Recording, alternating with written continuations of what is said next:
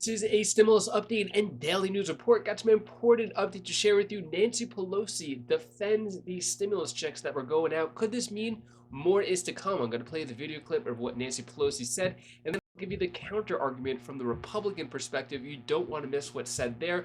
$600 holiday relief checks going out to certain Americans, and $1,000 checks are on their way out the door right now. And I'll give you some other important updates as well.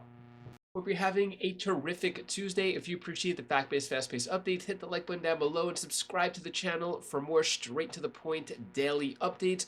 So let's get into it here. California stimulus checks, second round of $200 to $1,050 payments are coming. So debit card stimulus payments are expected to be sent to millions of California residents starting this week.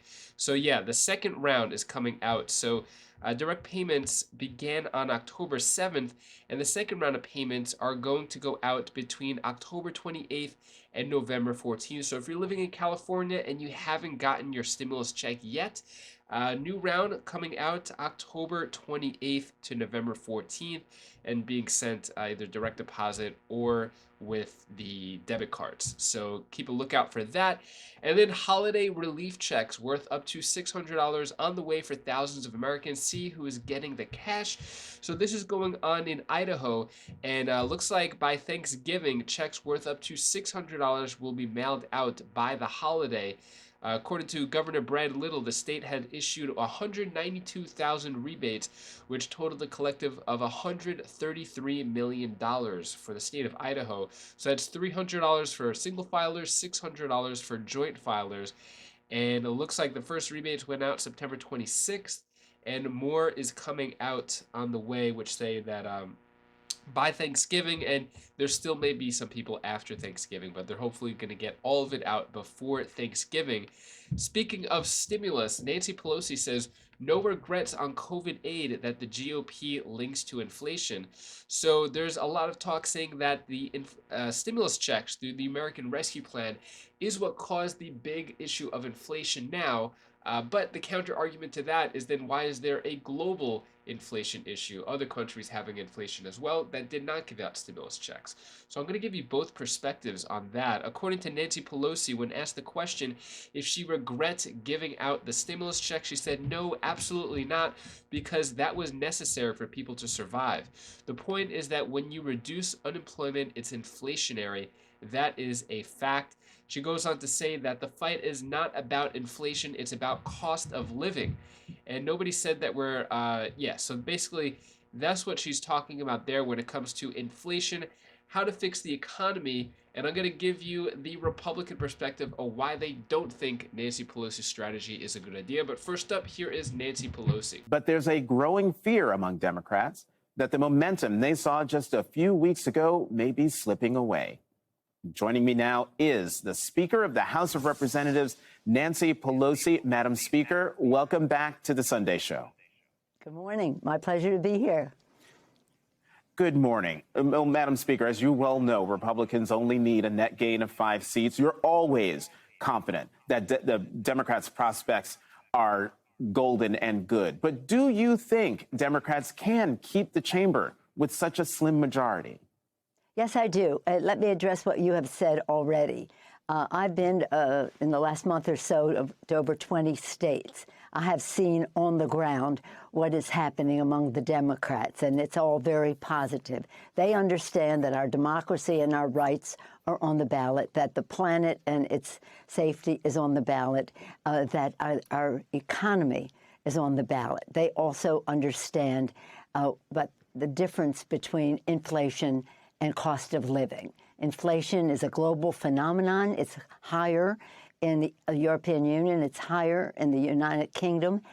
In England, it is, and so it's something that has to be addressed, yes. But actually, it's something we have been addressing even before this a recent explosion of the inflation. We've been trying for decades to lower the cost of prescription drugs, and we have done so without one Republican vote. Lowering the cost of prescription drugs, as well as having a cap on what seniors on Medicare will pay for prescription drugs, lowering the cost of energy without one Republican vote. We also know that under President Biden, who has been a great president, We have cut in half unemployment from 7 plus 7, a little more than 7, to 3.5%. That the deficit has come down from 2.8 to 1.4, cut in half the deficit. So the cost of living, as well as reducing the deficit, has been a successful demonstration of what the president has tried to do. And that's different. If they say inflation, the Republicans say inflation, they don't have a solution to inflation because they don't have even one vote in favor of reducing the cost of living for America's working families. Their solution is to extend their tax cuts that give all the benefits to the high end. Madam Speaker, let me jump in here on the economy, because I hear you on all the good things that the president has done. I even asked the president about why isn't it that the voting public trusts Democrats when it comes to stewardship of the economy, despite wage increases, record low unemployment, record job creation. Why don't the American people, according to the surveys, trust Democrats, but instead trust Republicans? Well, let me just say you talked about what you perceive to be a change in momentum. Let me just tell you what I have seen over this past month. I don't subscribe to what you said, that they don't trust us. The fact is that in the last few weeks, the Republicans, recognizing now that they have a problem in this election, and you all have been telling them they're going to win for like a year and a half, but they're seeing what's happening on the ground. So they have placed unlimited money into these races with unlimited fact, with misrepresenting what the reality is. And it takes its toll. There's just no question. We won't have unlimited. We'll have to have enough. But we have to fight that perception that they're putting out there about inflation, where they don't have one solution. And we're saying, no, inflation we all have to address, but bringing down the cost of living cost, bigger paychecks with our legislation, lower cost with our legislation, and safer communities. So again, what you see in that change is not a lack of trust of Democrats, but a big infusion, a big, dark, special interest, fossil fuel, gun, pharma money coming after us. Madam Speaker, one of the questions I asked the president, in starting to ask the president, I told him I'm scared, and millions of Americans are scared. And that's because of what is going on within the Republican Party. And I want to read a quote from Congresswoman Marjorie Taylor Greene that she told the New York Times Magazine, where she said about the potential of a speakership of Kevin McCarthy, where she says, quote, I think that to be the best Speaker of the House and to please the base, he's going to give me a lot of power and a lot of leeway. Madam Speaker, why should that prospect worry the American people? I don't have any time to dwell on our not winning the House. So that is so scary. I agree with you. There's reason to be scared when you hear that. But the fact is that we fully intend to win. We have far superior candidates. Our nominees for challengers, shall we say, and our incumbents are far superior. So they're better candidates, well organized on the ground, owning the ground with our mobilization, clear with our message into these districts. You either want to overturn Social Security and Medicare, or you want to strengthen it. You want to have a national ban on abortion, or you want to respect a woman's right to choose. You want to have a planet that is safe for future generations, even the present, or you want to call it a hoax.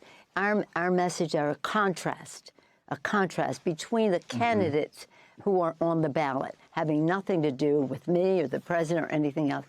What is the choice that these people have? So our focus is on winning the election. I mean, you hear them saying they're not going to support Ukraine, possibly. We've never said that anybody had a blank check. Ukraine has handled our contribution to their fight for democracy, which is a fight for all of us, with great integrity, with great transparency, with great accountability. So when they say we're not giving a blank check, the inference to be drawn is that perhaps somebody was giving a blank check. No, but be very wary of them walking away. from our support for democracy. And I wanted to bring that up because that actually has more salience than anything that what's-her-name might have to say. So there is Nancy Pelosi's strategy on inflation. Good idea, as well as a few other issues in there as well. But good ideas, bad ideas. Take a look at the Republican perspective, kind of countering the arguments of Nancy Pelosi. Take a look at this. Just 15 days out from the midterms, new polling shows voters trust the GOP to handle the country's top issues, such as inflation and rising crime. Corey Mills is a Florida congressional candidate, Army combat veteran, and former DOD advisor under President Trump, and joins us now. Corey, always great to see you. So you saw those poll numbers there. Republicans do trust, or the American people do trust Republicans to handle the kitchen table issues more, the economy, inflation, crime. This is a fact that's not lost on House Speaker Nancy Pelosi. And over the weekend, she revealed her strategy, and it is to change the subject. Listen to this. It's about getting out the vote. Everything else is a conversation compared to that. The fact is that when I hear people talk about inflation, as I heard him there, we have to change that subject. Inflation is a global phenomenon. So we're 2 weeks away from the midterms, Corey, and it doesn't seem like the American people want the subject to be changed. Well, that's exactly right, Carly. I mean, you think about the fact that almost every single American today, it's costing them an extra month of salary to buy the things they bought just 22 months ago. You know, of course, Nancy Pelosi and the Democrats want to get away from inflation. You know, first they tried to say that inflation was transitory. Then they tried to say that the Inflation Reduction Act would improve on the inflation. But the realities is that we have a 40-year high inflation. We have our CPI at almost 8.3%. You've got where gas prices are at a record high. You've got where criminality is at a record high. You've got the border, which is completely open. We had over 273,000 just in the month of September, 2.3 million for the year. So things are not going well for the Democrats, and they want to continue to change the narrative so that it doesn't highlight their failures in policy. Right. Well, and regardless of what Nancy Pelosi says, Bernie Sanders sees it a totally different way. He said that he does take an issue with the possible turnout or lack thereof of the young people voting Democrat in this election. But he's also calling out Republicans for not doing enough to fix the inflation issue. Listen to this. What are the Republicans' response to inflation? What do they want to do? Well, maybe they want to cut wages for workers. Do they want to raise the minimum wage? No, they don't. So I think it's important to take the attack to the Republicans. What do they want to do other than complain? Your reaction to that soundbite, Corey? Well, I think that, you know, Senator Sanders should also look at the nearly $5 trillion that's been spent in 22 months. You know, the left is trying to continue to run on this modern monetary theory, this principle or idea that because we make our currency here in the United States, that we can just continue to do so and that debt is not bad. But an increase in debt leads to an increase in printing money, which leads to inflation, which then leads to what they're looking for, which is demand destruction. And so we have to identify with the fact that this is the result of inflationary and irresponsible spending. This is why we need to stop the Green New Deal down payments, the idea that you can write an executive order just bypassing legislation for a $500 billion college bailout, which recently Joe Biden actually said, yes, we passed this in legislation, I think by 1 or 2 votes. This has never come to the floor a single time.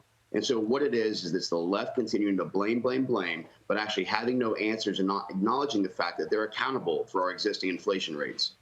Let's get into prediction-making time when it comes to the midterm election, specifically how the Senate is going to shape up. Real Clear Politics has the Senate projections at 53 seats for Republicans, 47 for Democrats, which would be huge. 538 has the Senate at a dead-even matchup.